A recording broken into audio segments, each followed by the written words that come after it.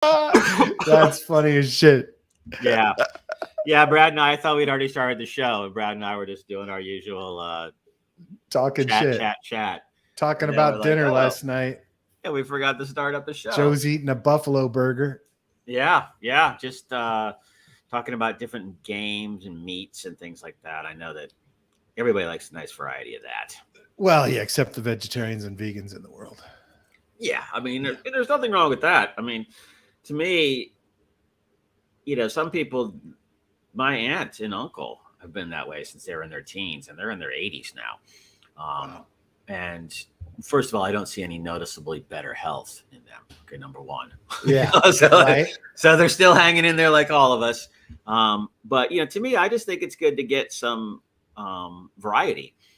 And so we were talking about different holiday meals, birds, ducks and pheasant and things like that, as well as other meats and sausages, and that just leads to lunchtime.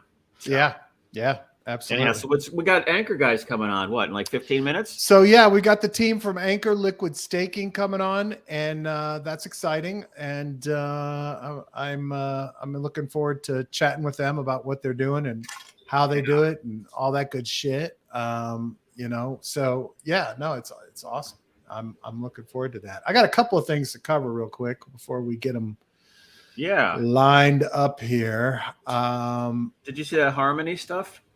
Yeah, Harmony got hacked for 100 million. The bridge for Harmony got hacked for 100 million. So it's a bit of a cluster fuck over there. But at this point, 100 million seems like nothing. Yeah, it's like whatever. And it was in the bridge too. So hey, it wasn't our fault. Unfortunately, we just called it the same thing as our company.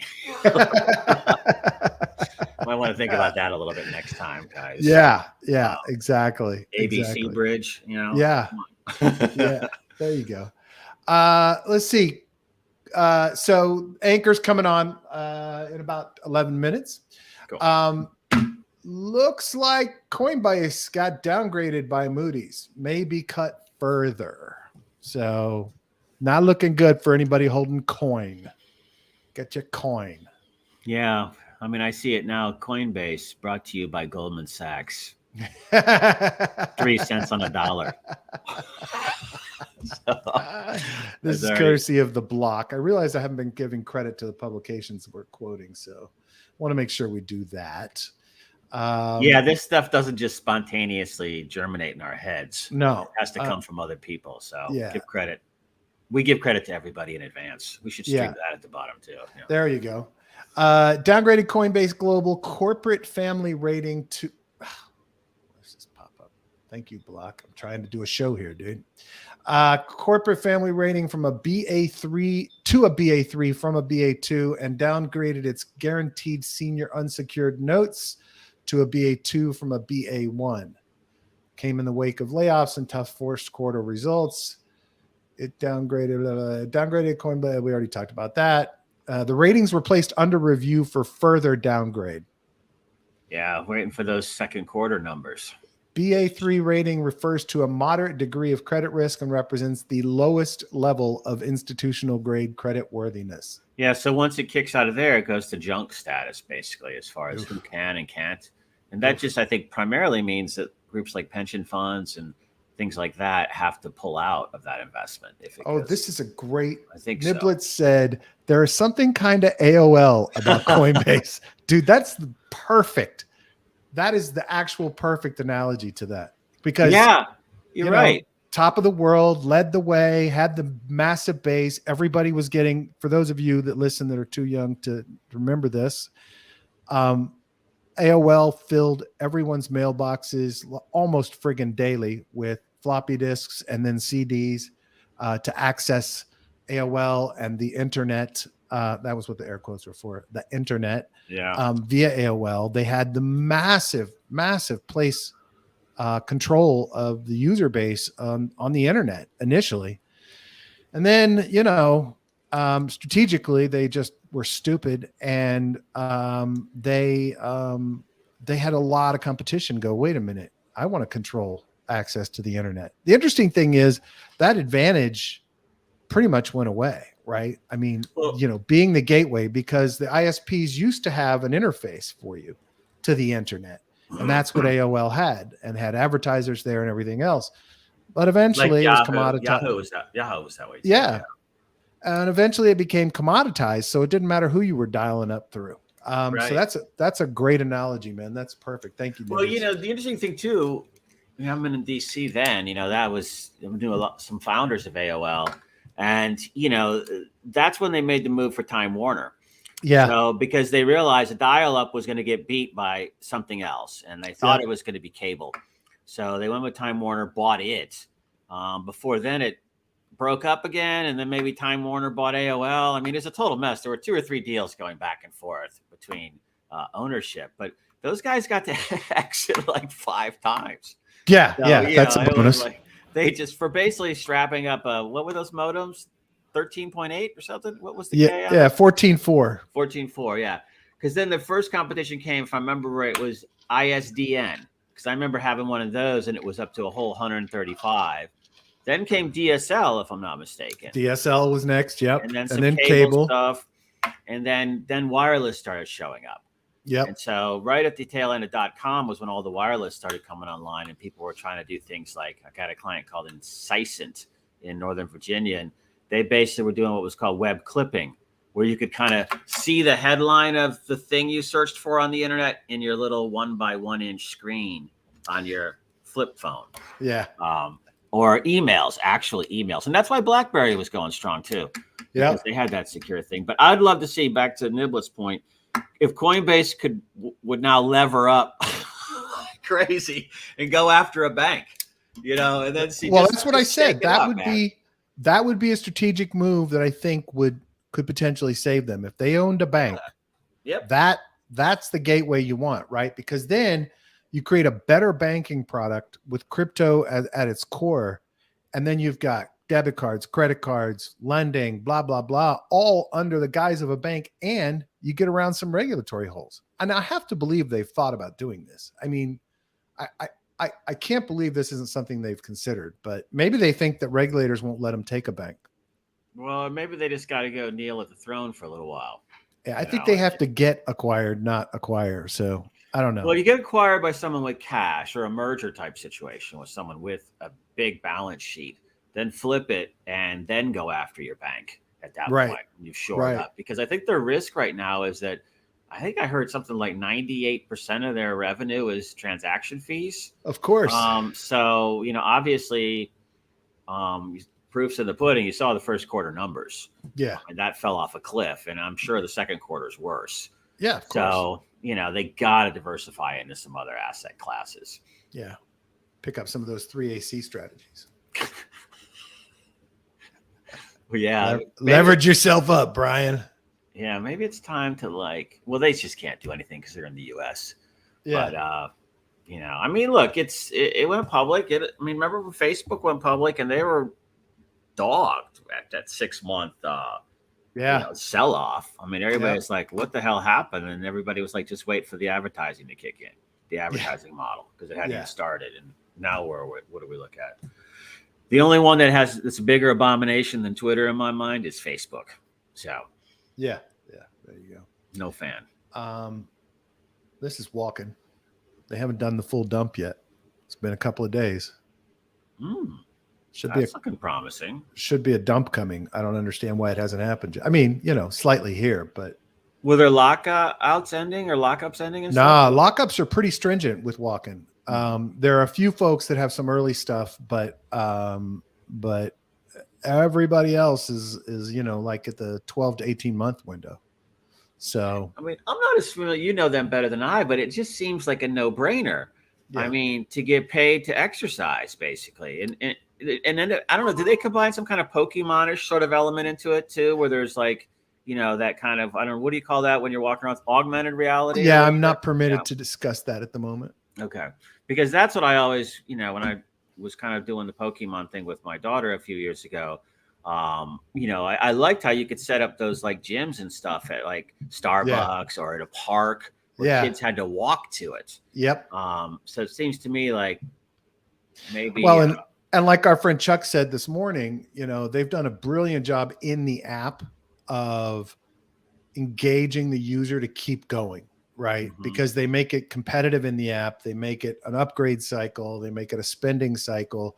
It's really brilliantly architected from that perspective. And I encourage anybody listening to go try it out. It's actually fun. I use it, although in the summer we usually end up going on the treadmill in the gym, so I don't get credit on the treadmill, unfortunately. But yeah, I recommend everybody give it a shot if they're looking to get a little healthier. My wife and I have been at it now for 7 weeks.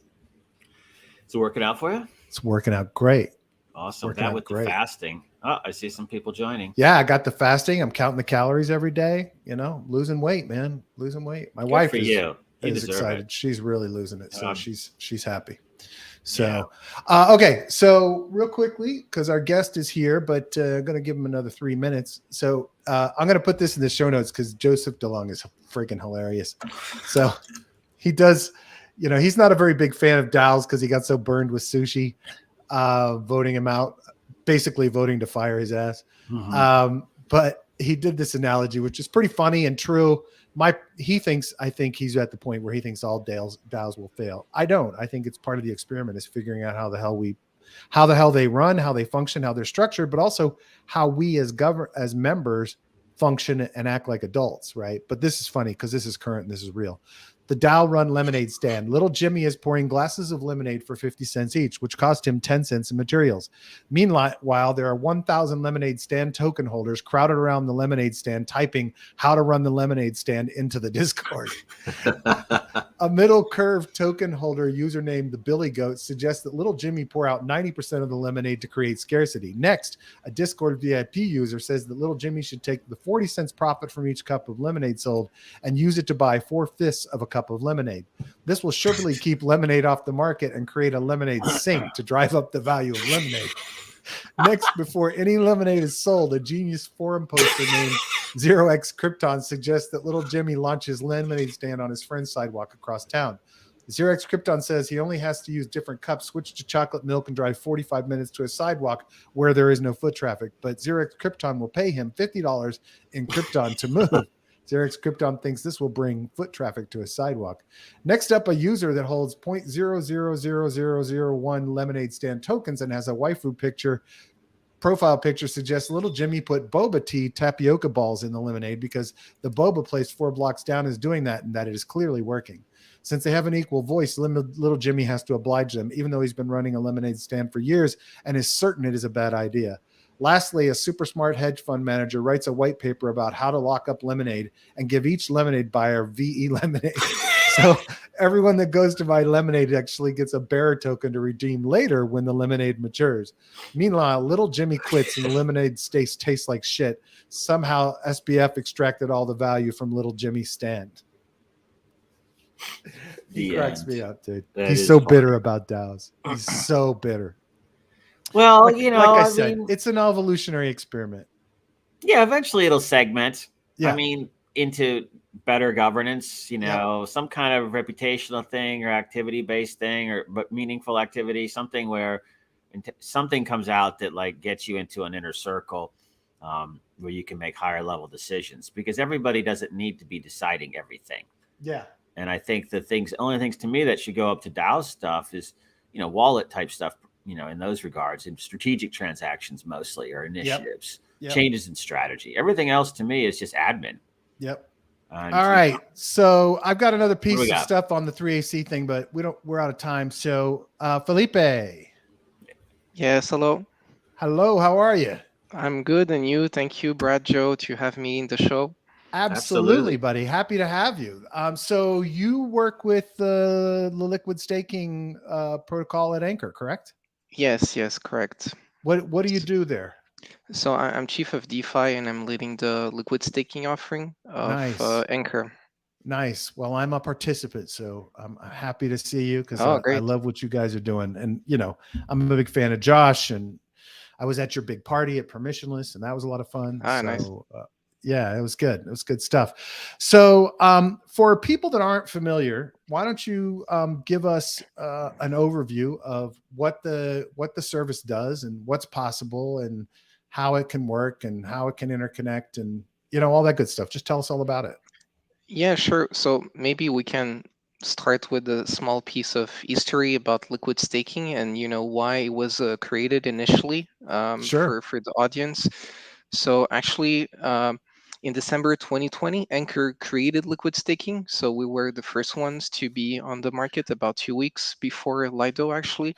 And originally, the reason to create liquid staking, it was to provide liquidity for staked ETH, right? Because we still cannot unstake Ethereum. Right. And and now the rationale kind of evolved as we then supported other chains, and the main value proposition becomes a little bit different, where it's no longer about providing liquidity to staked Avalanche or to staked BNB, staked Matic, because you can actually unstake them. So the value proposition of liquidity is not so big, less important than on Ethereum. However, there is other added values, which is DeFi composability. As you may know, there is about 80% of BNB that is staked, about 60% of Avalanche that is staked, about 36 or 40% of Polygon that are staked. And those staked tokens, if they're not liquid staked, they are not actually contributing for the TVL of the main chain. And there is no possibility to benefit from DeFi composability. And Interesting. and here the main point is about giving users financial flexibility, meaning that you can maybe borrow funds against your staked Avalanche. Well, you cannot if you delegate stake, but if you do liquid staking, so that's the kind of use cases that we're now trying to enable with partners, right? So Nice. there is there is an example on for example Ethereum. So we have Lendflare. It's not necessarily the largest lending protocol, so similar to Aave but much smaller, and they accept Ethereum liquid staking from us and from Lido and from Rocket Pool. And it's interesting that we contribute with 10% of their TVL, and their borrowing interest of Ethereum is 9%. So here is an interesting point. Why is it so high? Why people are borrowing Ethereum at 9%? Right. Well, they are borrowing Ethereum at 9% because, as you might have seen and discussed in the show about the DPEG, right, from STETH and others, this is not really a surprise for us. And our Ethereum liquid staking has been trading at a discount for a little bit longer time and at a deeper discount, just because I'm very much convinced that when liquid staking from Ethereum becomes redeemable, there is no longer need to incentivize so much liquidity for liquid staking to maintain the peg, because you will have an organic and financially rational reason to maintain the peg, which is just buy the liquid staking token on the market. So that's the secondary market, right, on a DEX. Right. And then you give it back to Ankr, to Lido, to Rocket Pool. So you effectively unstake, and after the unbundling period, you are locking in the difference in price, right? The profit, because you bought at a discount. So that will support the very natural incentive to support the price. And you're no longer stuck into that game of giving farming rewards to contribute to the price stability and so on and so forth. So in the case of Ethereum, it's 9% just because people literally now are borrowing Ethereum at 9%, and they are buying liquid staking. And in our case, our liquid staking token is traded at about 14% lower than the redemption price. And we're not planning to add farming rewards or anything, because people need to understand that we're not trying here to give an illusion of stability, and we never try to give that illusion of stability, right? It is the illiquidity premium, and this is what the market is seeing as an illiquidity premium. And as we get closer to the merge and the ability to redraw or unstake Ethereum, this is going to be solved. So in the meantime, we've been much more active on BNB. So we have a BNB liquid staking, and here the unbundling period is about 7 days. Nice. And very interesting that there is no discount, and we don't necessarily have like amazing farming rewards for liquidity providers. It's not triple digits, so it is. We have some, and it's quite reasonable. But yeah, basically here you see really that there is a price stability, right, that exists just because it is redeemable tokens. So BNB Makes Liquid Staking sense. is a redeemable token. Ethereum Liquid Staking is not yet a redeemable token. Right. So So that BNB makes Liquid, it. Go ahead. Sorry. so BNB Liquid Staking as an elastic supply, right? Right. You redeem, you mint, it is elastic. While on Ethereum, it is not yet really elastic, right? It will become, right, when hopefully the merge happens and everything goes as planned. But this is something that currently the community maybe misunderstand. And I think what happened to Lido was really interesting, that people really almost saw STETH as a stable coin, kind of, that it is supposed to be stable in price. But yeah, actually, it is not supposed to be so stable because it's not a redeemable token yet. So it's mostly relying on farming rewards to maintain high level of liquidity. And if you have high level of liquidity, it's more likely that you will maintain the price on the stable swap DEX. That makes complete sense and was not something I had actually considered. So I really appreciate you kind of making that point for us, because essentially the idea here is, I just want to make sure everybody listening understands, is, the Ethereum that gets staked now, even in on the network, to secure the network, is actually not able to be taken out. Right? You can't redeem for Ethereum right now because it has to go post merge. And then what's the period called after the merge until it unlocks? Is it just the unlocking period? Is that what it's called? Standstill. Well, we need to wait that withdrawals become active, so it's not going to happen at the merge, but Right, it's after the post. merge. Yeah, and that's expected to be a few months at least, right? Yes. Yeah. Okay, cool. I will expect a couple of months, but nobody knows for sure. The Yeah, milestones have been postponed quite a few times. yeah, we're experiencing that, definitely.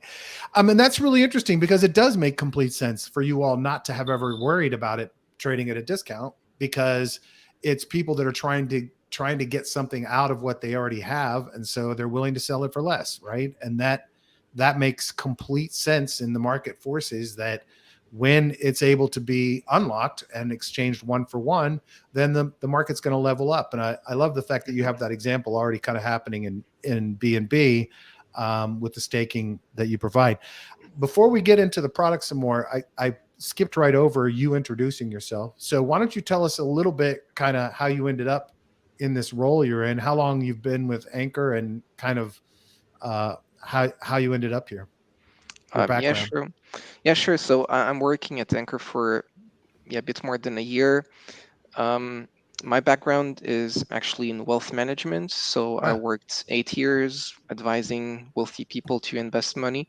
nice. And yeah, after 8 years, I realized that when I digged into DeFi, I will say 1.5 years ago, I was really interested about the fact that I was really learning every day and discovering these DeFi protocols. And at some time I realized that I was learning so much more every day, and I had to make like ultimately some decision. And I thought, okay, I already have like a bachelor in business administration, master in finance, did a bunch of financial certification, and here in DeFi, I'm learning so much. So I should definitely not consider taking some MBA and paying like a huge amount of money and not working for 2 years. My salary is not necessarily going to go up. So I thought, and what convinced me to jump into crypto, it was actually I didn't have a job at Ankr lined up for that. So I just decided to, okay, I'm just giving myself 2 years. I'm going to deep dive into DeFi like Wow. intensively and just study that and participate in governance and with the community and learn. And after 2 years, my level of knowledge is probably going to be much higher than if I do an MBA.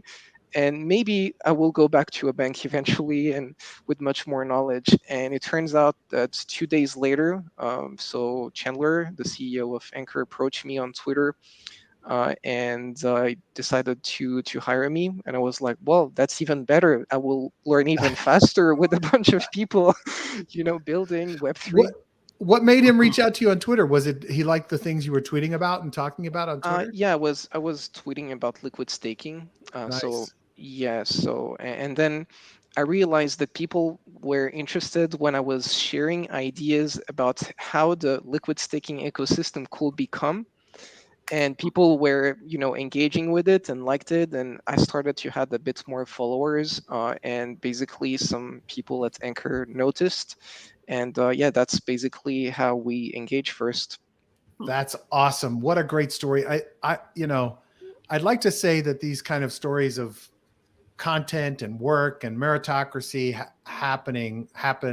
don't happen that often in this space. But what I love about this space is so many people in great positions I meet, like you, have gotten their jobs from thinking about these things and planning for what could be done and thinking about it and putting that out there. And then bam, here you are. That's so cool, man. That's great. So you Yeah, didn't have to pay for an MBA and you got a gig. yeah, exactly. That's awesome. That's really cool. Filipe, what's your Twitter handle? We'll put the Ankr handle in there, but It's Philip, so my first name DeFi. okay. I will look for you and follow you, buddy. Oh, Yeah, we thank follow you. each other already. There we go. Look at that. That's the profile picture is the previous career with that suit there. Yeah. All right. So I've been playing with Ankr liquid staking quite a bit, but I mean, Ankr is not just the liquid staking protocol there, right? There's a lot going on there. There's the RPC infrastructure, there's nodes capability, there's some DeFi capabilities, which you are also in charge of, I gather. So why don't you tell us, we've talked about the other parts of Ankr before, and we've talked about the liquid staking, but why don't you give us an overview? If you were talking to somebody for the first time that, doesn't know how you guys do it and what you do, and what's available to the end user, to all of us to use and earn and invest it at Ankr. If you could kind of walk us through that. And if you want to share screen at any time, feel free to do so. There's a button at the bottom to share. Yeah, sure. So, I mean, Ankr as a Web3 infrastructure provider, I think it's important maybe to understand it all started with nodes, right? So we started with very simple node deployment services, and it started with full nodes and validator nodes. Right. And as we realize it becomes a commoditized business, so we did some vertical integration. So we started to evolve validator nodes into liquid staking, and full nodes started to become blockchain APIs. Hmm. But once we reached out to the blockchain APIs, we realized, oh, we're kind of centralizing decentralized information. That's a bit messed up. and we discovered Fantom tools in actually last year, and we bought Fantom tools last year. So it was just like a load balancer for Fantom nodes, and basically Fantom Foundation was providing a few nodes, others were providing nodes as well, and the community, the builders, were just able to consume from that network of RPC nodes.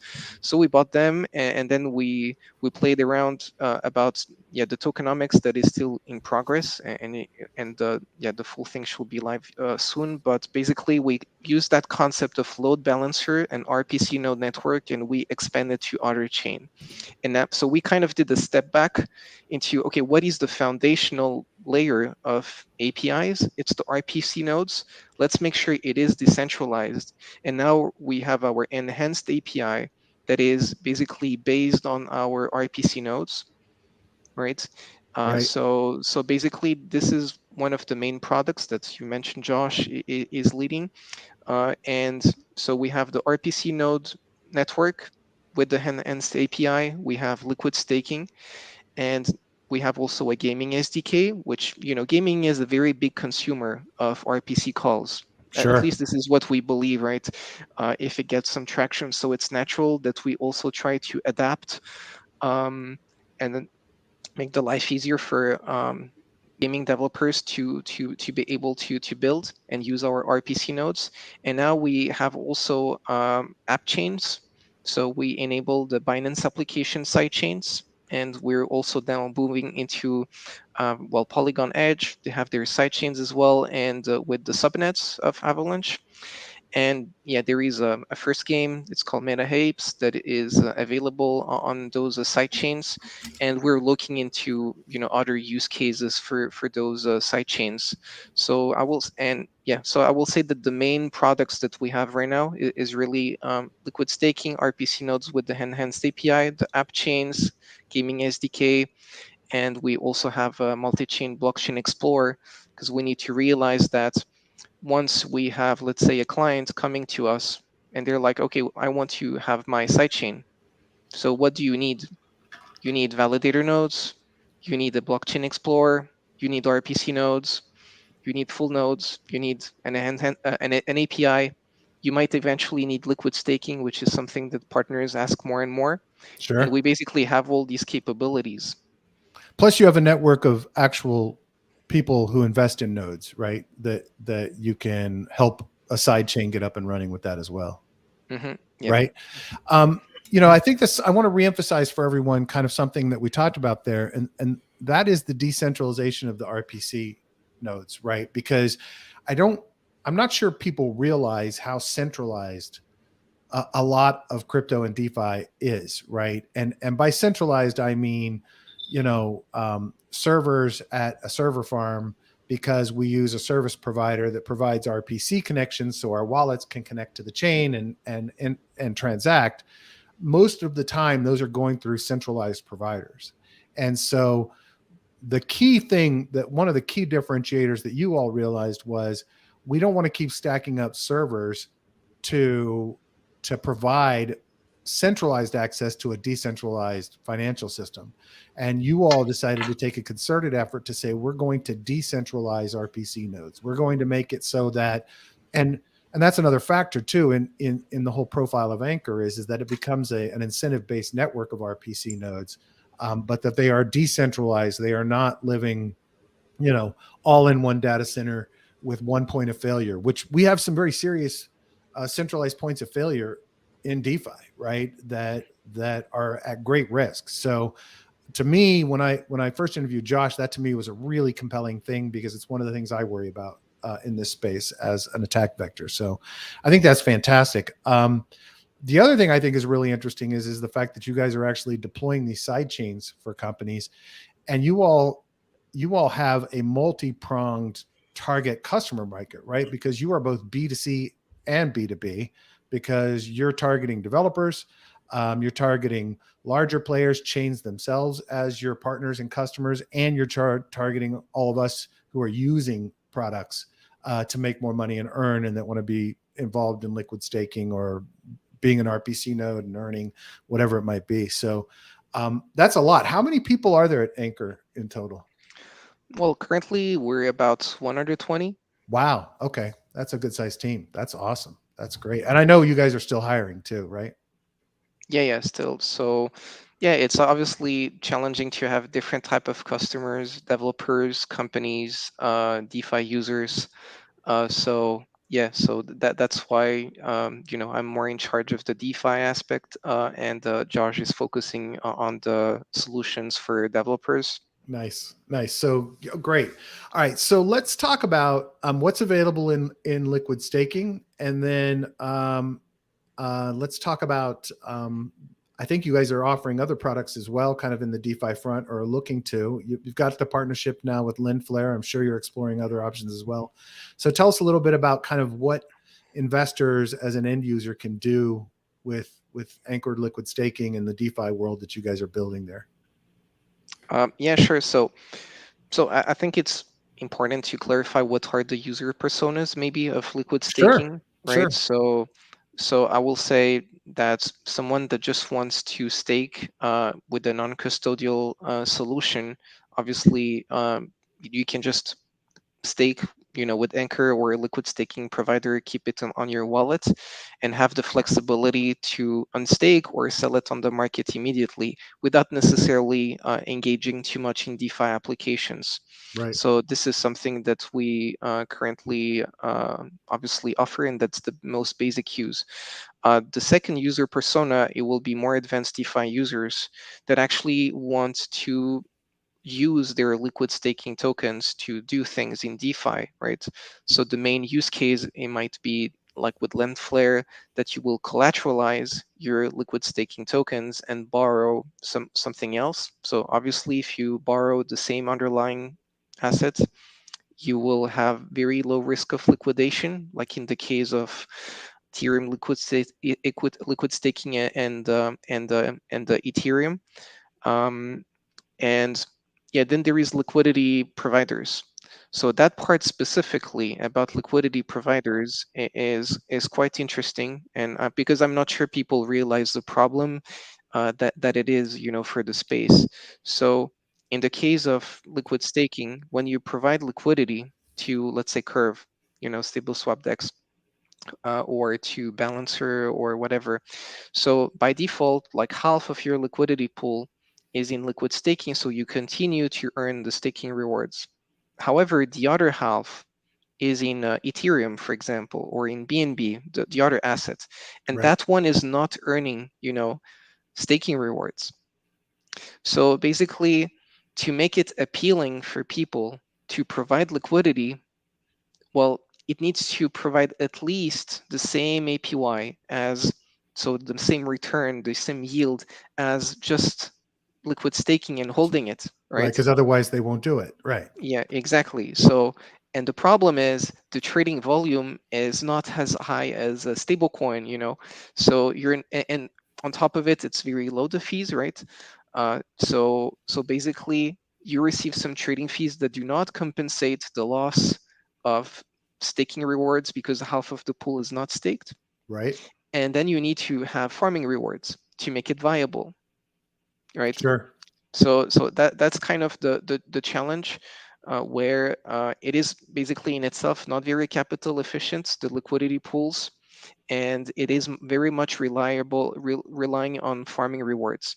So we're currently studying some use cases with partners to have the possibility to kind of mitigate that gap, and have the possibility, for example, to maybe you saw the Aave curve pools, where you have the USDC, USDT, but in the background they're actually lending on Aave, so you're Sure. earning both lending interest and trading fees.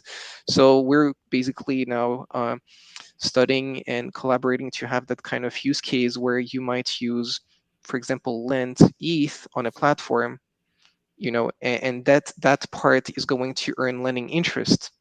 It's not going to earn maybe as much as staking rewards, but it's reducing that gap, and it's reducing the dependency on farming rewards, Sure. right?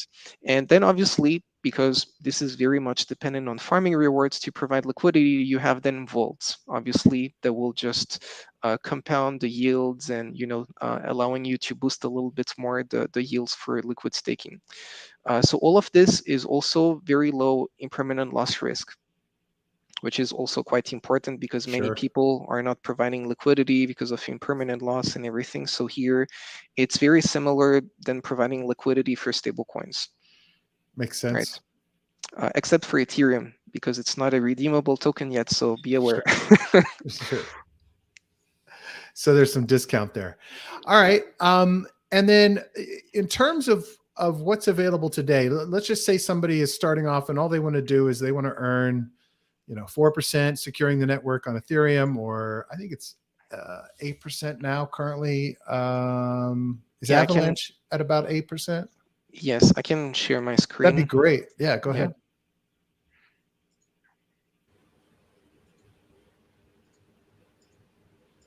There it is. All right. Great. Yeah, so that's currently what we have. So Ethereum, Polygon, Binance, Fantom, and Avalanche. So yeah, I mean, we can, for example, test, how it looks like. So here we have actually two tokens.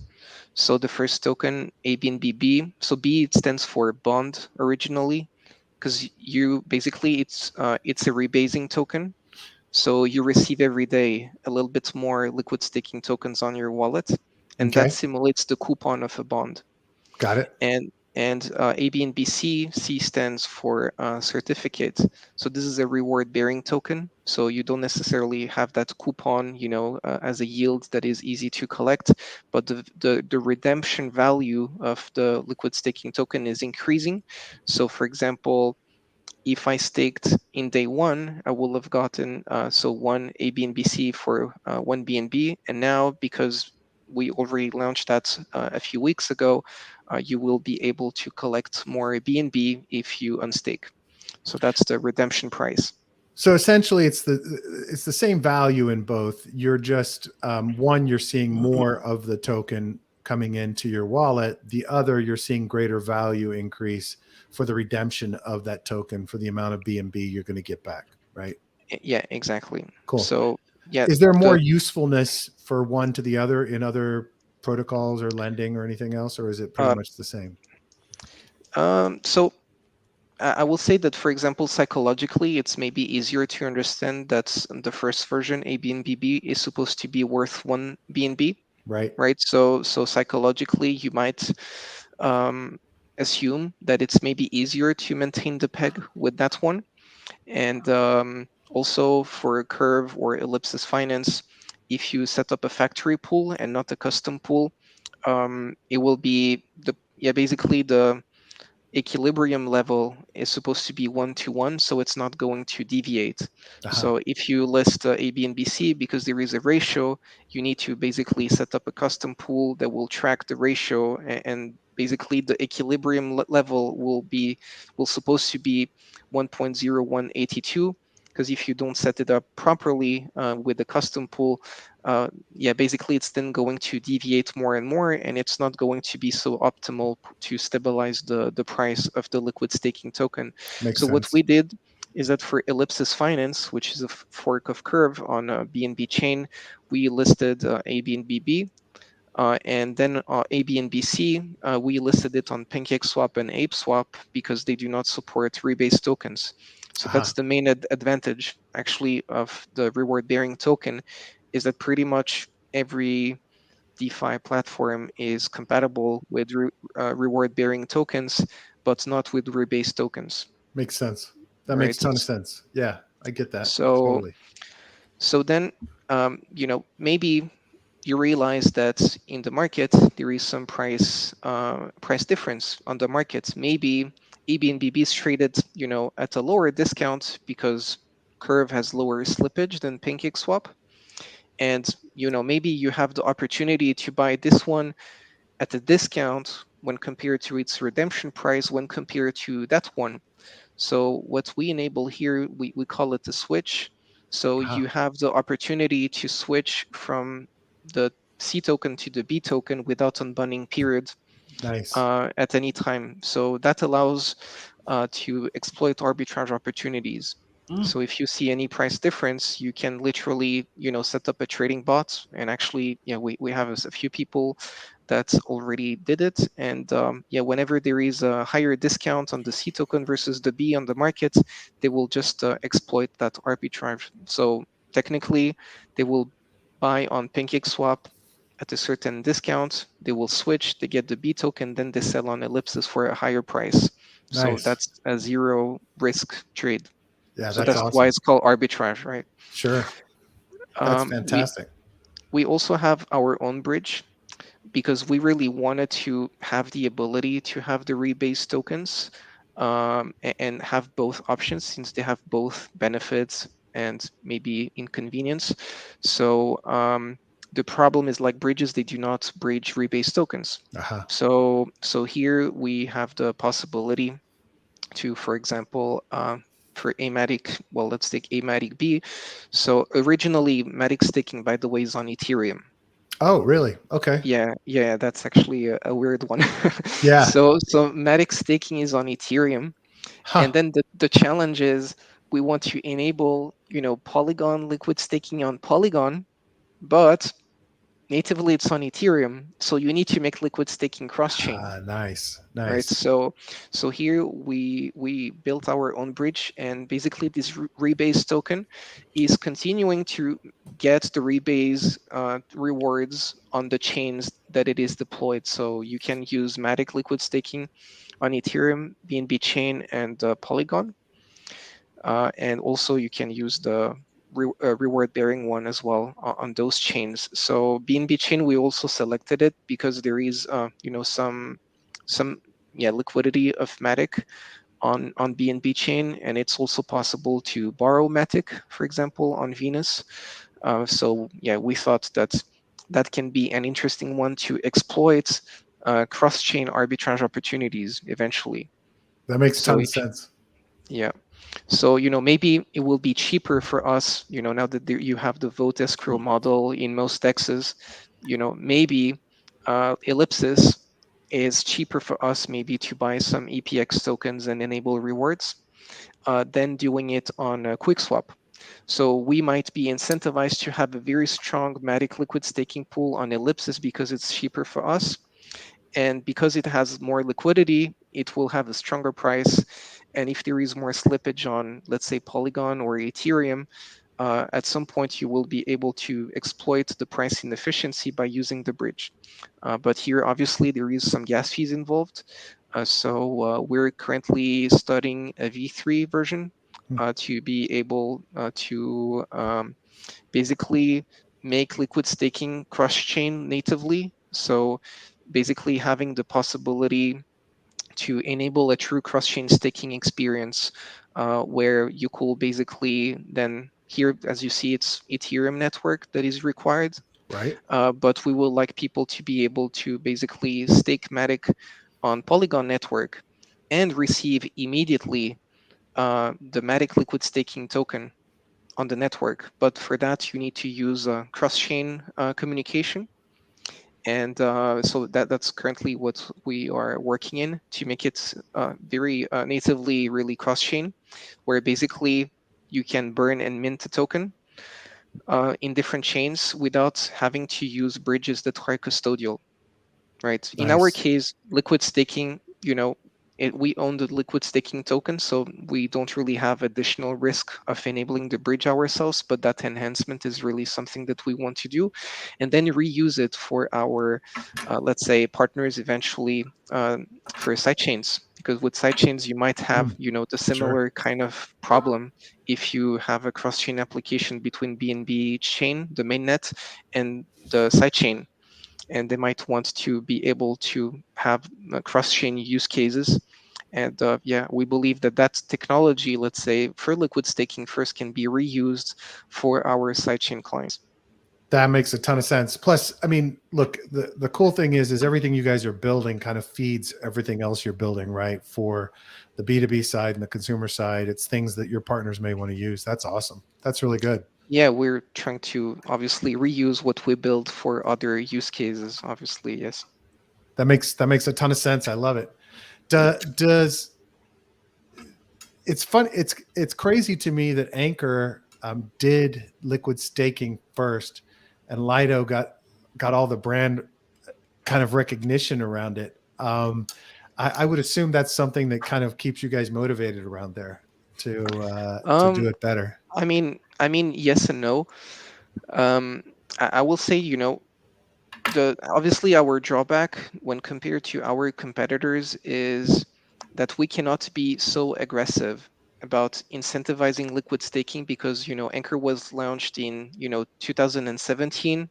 Right. We didn't play the game of, oh, we distributed all our tokens and we will do a token swap by increasing them, the maximum the maximum supply, and be very irresponsible. I think we're out there almost for 5 years, 4.5 years, and it requires to have some conservative also level of management to be able to survive so much time.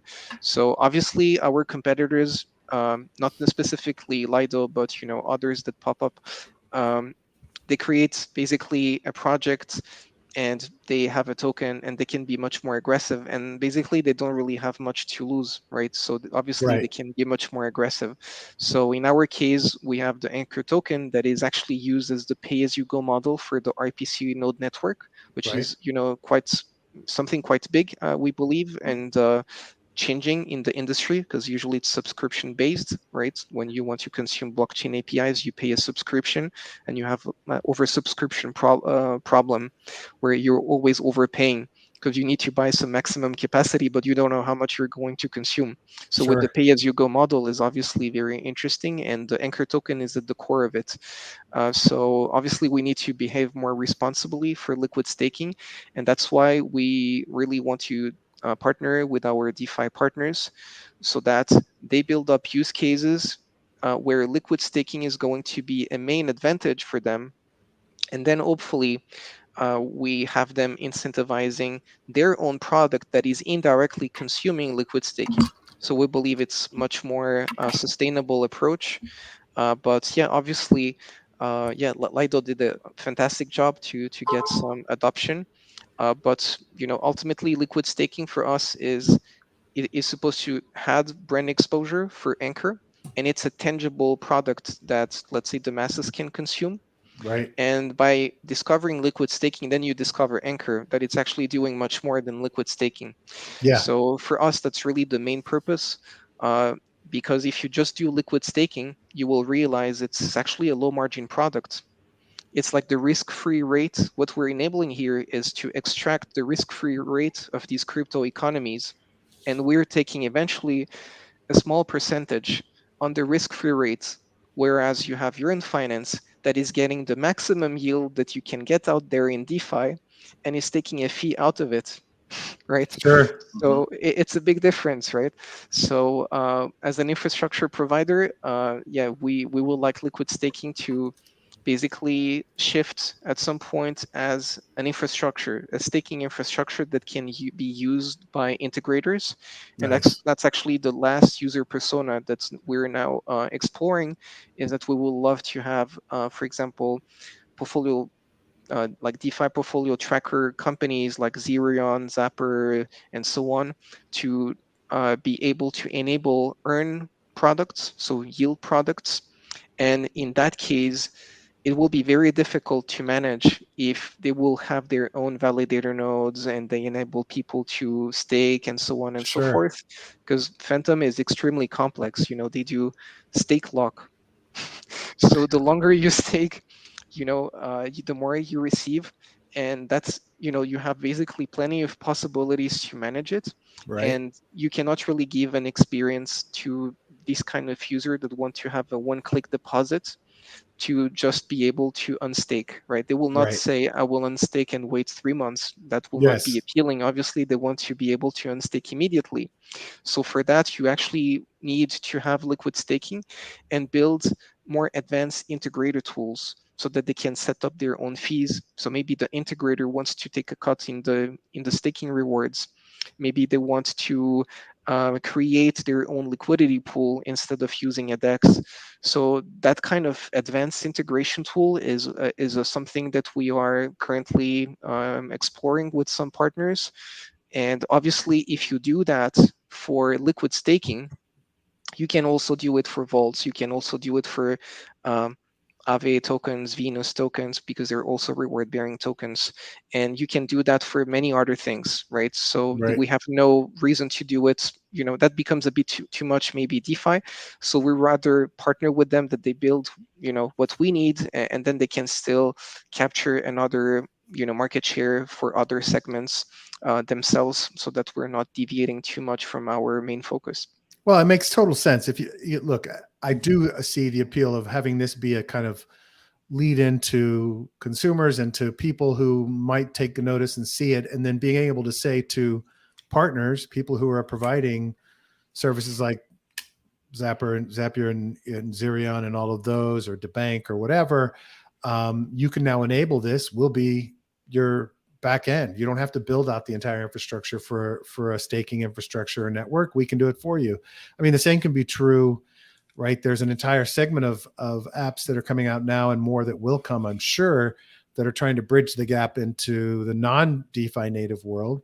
And those products being able to offer, I mean, you know, a traditional finance or a fintech player being able to offer 4 to 8% in a fairly safe model of staking, right? And doing a simple dumbed down interface to that in a mobile app, that to me has a ton of potential for you all. And it allows you to focus on, yeah, we'll create these products that consumers can use, but at the end of the day, our goal is to really build and be a provider of infrastructure and APIs to people to make use of DeFi, right? And I think that's, to me, that's a really smart positioning. Yeah, it's also really the potential of C DeFi. You probably saw on Twitter that balance sheet of BlockFi that has been published by some Yes. people, and you see the operational income Yep. from them, obviously very negative. And what it was very interesting is if you take into account personal and marketing, it accounted for, I think it was 46% Wow. of their like revenues, right? And they pay a huge amount of borrowing interest, so they take a lot of debt Sure. to cover the expenses instead of Right. raising capital. Right. So it's a huge amount of expenses, and that reminds me a lot banks, Yeah, of because course. the cost to income of banks, it's like basically it's about 70% Wow. people, Yeah. the costs Yeah. of banks, right? So fintechs is actually very similar as well to some extent, where if they want to become profitable, they need to become extremely, extremely big, right? Right. And the benefit of C DeFi is that we can actually automate, many things. For example, to provide yield. Imagine like BlockFi is probably using STETH, Rocket Pool, performing some ETH strategies, lending interest on ETH and whatever, and they need to do that with every yield product that they're enabling. They need to have this kind of fund managers in-house doing To all do it these all. strategies manually, right? Right. Because you cannot just use like Yearn Finance, right? Right. They will have to diversify and do all of that and so on and so forth. That's very time consuming. You cannot just hire like a student to manage all of that. That costs a lot of money, right? So that Absolutely. all of that can potentially be fully automated, right? So basically, I really believe that potential of C DeFi, and we will see more and more these companies bringing DeFi products to their customers, and that will help them save a lot of costs. They can basically delegate to platforms like us. And the very beginning of that is, we believe, probably liquid staking is one of the first layers that will be easier to integrate, and then it Yep. will become more and more advanced strategies being Yeah, fully automated. I think it's very compelling. I was discussing with a consumer focused, non DeFi focused wallet app earlier today that integration of something like your liquid staking makes a ton of sense because it's a simple model. It's safer than most things. It's a great entryway to earning, and it's certainly better than anything the banks currently offer. So this idea that banks or fintech or TradFi can start offering products and you guys be the base, the foundations of it that enable them to do that without staffing up another 2,000 people makes a ton of sense because that's pure profit for them at that point, right? That's fantastic, except for support costs, whatever. But yeah, that's amazing. Well, it's also making fixed cost as like a variable cost, Yeah, right? Because yeah, if we take a fee on the yield, if they have only 2 customers, sure. well, they will not pay salaries for plenty of people, right? So the break-even point for them is much lower, obviously, because they need much less people. It's exactly the same with infrastructure, by the way, right? If you want to run your own nodes, so you need to deploy much more like CapEx to manage all of that, and maybe you're not going to have 1 million users per day, and then you have all these nodes and you're not using them fully. So making nodes as a pay-as-you-go model is exactly the same approach. It was the same with the servers and the cloud. It's just the natural evolution, I believe, that we're seeing. And now it's the same with the nodes, and it's the same for liquid staking as well, I believe, That's and awesome. CDFI. Yeah, that makes total sense. I love the model. I really do like that model a lot. By the way, did I mispronounce your name at the beginning? Is it Philippe or Felipe? Filipe? Oh, Philip. Sorry, I completely messed it up both times. Sorry about that. What's it been? I have a personal question. What's it been like for you going from wealth management to like you're all in product guy using terms like personas and all of Yeah, that? I yeah. mean, you not only had to get trained on everything that's happening in DeFi and everything that goes along with it, but you also had to become like the product guy, right?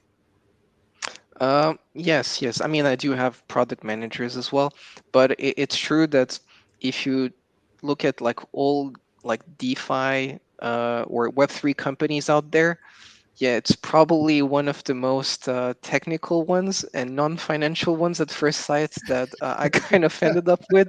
So obviously, like understanding RPC nodes and APIs and all of that, it's yeah, it's been like a steep learning curve, but obviously, yeah, very interesting because my goal it was to learn as much as possible. So yeah, very grateful for the opportunity, obviously. And I will say the biggest difference is I think the level of empowerment. If you're passionate and you like what you do, you will be empowered. Nice. And I mean, in 6 months, like just in like our team, I ended up like in the beginning to be some sort of a DeFi consultant about consulting about liquid staking. And then you see that, okay, things are not moving. Okay, I need a product manager. Okay, I need to take more control and, and it evolves. And I think over the last 6 months, I ended up from being, let's say, alone, having no direct, like not managing anyone directly, to 40 people Wow. Nice. Wow. directly and indirectly. And then you need to be able to empower other people as well. You need to Sure. delegate, right? You got to So do the you same cannot thing they manage did for 40 you. people directly, right? So you need to empower other people as well. And obviously they feel grateful because I think I mean, I'm originally from Switzerland, so I worked in Swiss banks. And in Europe, I believe that one of the biggest problems is that there is an oversupply of talent because the Yeah. cost of education in Europe is very low when compared to the US, right? So Yeah. there is an oversupply of talent. There is not enough economic growth for allowing these young graduates with, Hmm. like me, 8 years experience to get more responsibilities. And then they come to DeFi very excited and everything. And, after 3 months, they get a promotion. And they're like, Yeah. oh, usually it's after 3 years, Exactly. and well, it's moving faster and we need to grow and we like to empower people because if you don't empower people, you cannot delegate. If you cannot delegate, you cannot grow and you cannot scale. Yeah. Yeah. Makes Well, total sense. And I love to see projects doing that. Philippe, I want to jump in for a second and get on your dance card here. Push Brad out of the way. And I actually, Joe, love. real quickly, I'm sorry. I am going to have to drop here pretty quickly. I Well, forgot no, I I have a just want to 1 say o'clock. something to him Go first. ahead. No, just really like it when you guys like you come into the space because the language you use is language I understand, and the way that you design the products is simple and easy to understand as well, with concrete representations and not in ways where it's too marketing and too gimmicky for institutionals. And I Yeah. love the institutional look and feel of everything, and I love your attention to risk. I mean, when I saw the arbitrage tools that you're building in across the chains and across the protocols and all of that, I mean, that and having people on them, I mean, that's the kind of stuff most people don't even think about in the Yep. space. And, Yep. that kind of almost functions as its own price oracles in lots of ways, too. So I love that. And it's decentralized. So to me, that is just really, really cool. And, I've been an Ankr since January of 2021 and still have it. And I've always believed in this one. So I'm glad to see you guys doing really, really well. Well, well, thank you for the trust and the nice comments and feedback. Really appreciate it. Yeah. Thanks, Philip, for coming on. Really appreciate it. Would love to have you back on and get some updates on what happens as things move forward. But it's also a really powerful story about you and how everything in DeFi operates a little differently than everything we're used to in the traditional world. So thanks for bringing that example on too, man. Really appreciate it. Yeah, thank you. I'll put links to the show, to the sites and everything else in the show notes so that when it hits the podcast feed and the YouTube feed, everybody knows where to find you and Ankr Liquid Staking and give it a shot. I got to tell you, the interface is fantastic. You guys are just doing a great job on kind of yeah, all thank you. facets of it. That was quite a challenge. Yeah. I had to redesign it completely actually myself. Wow. Wow. So that was quite an experience. So now you do and UI and UX skills too. Oh, I had to. Yeah, I had to. Obviously with the product designer, but I was really hands-on in the beginning, and the look was really made to make it a multi-chain feel. Yeah. As you might have noticed in the beginning, you see your tokens on a multi-chain perspective and your liquid staking exposure on a multi-chain perspective as well. So it's not like siloed like you might see in other platforms, where you go to the Ethereum liquid staking space and then you have to go back, and then you go to Polygon and you go back to go to whatever. So yeah, we really wanted to make it more multi-chain feel.